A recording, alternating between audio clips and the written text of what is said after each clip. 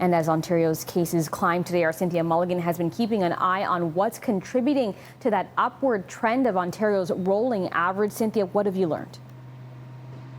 Well, Janella, the Chief Medical Officer of Health, says he's noticing a shift in those numbers. Community spread cases, meaning ones they can't trace, have been coming down. And workplace clusters have been going up in the past week. We've seen that with outbreaks amongst migrant farm workers, for example. And that's why targeted testing and tracking is critical as the province considers when and how to begin phase 2 of opening up the economy. Premier Ford was optimistic today because there was a record number of tests completed. I think we had another 20,000 day, and everything's coming together now. And I can see it. You know, we have a new testing strategy, we have a new tracing and tracking strategy, and things are going well. And it's all due to the fact that the 14.5 million people, everyone's pulling in the same direction. Certainly, there are signs the province will start opening up more and more. Today, the government announced short-term rentals, including cottages, cabins, condos, and B&Bs, can resume as of tomorrow. But the economic cost of the shutdown is becoming more stark.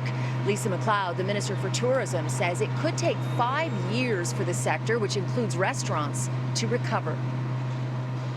The tourism industry in Ontario represented $36 billion in economic activity, and they're expecting that to drop at least $20 billion this year. Of the 400,000 jobs lost in the month of March, we estimate 350,000 of them came from this sector. So these industries and these sectors will need a lot of support, whether that's financial or whether that is through regulatory changes and even marketing programs. That is something that we're looking at, but certainly this is a sector that has been shattered almost overnight.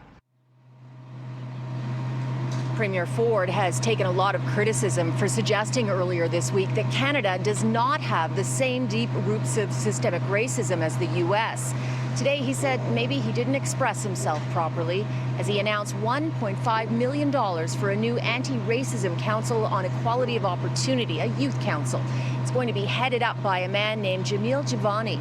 We've interviewed him before on CityNews. He overcame a difficult youth, went to Yale, became a lawyer, an author, and community organizer. He talked about the pain he's seeing over the past week in the U.S. and here. And I asked him to describe how he sees the relationship between the Black community and police.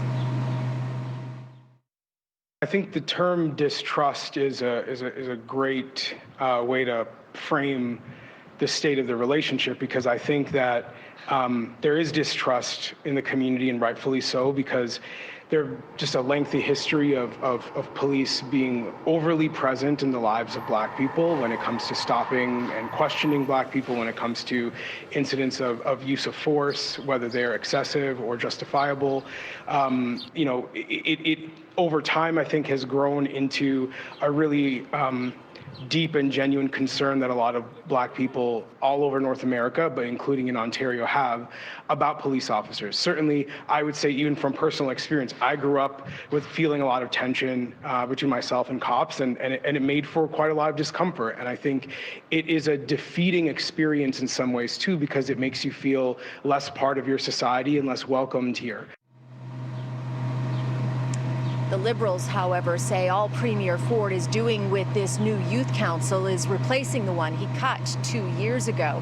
The NDP called the announcement paltry, saying Black communities in Ontario are calling for systemic change.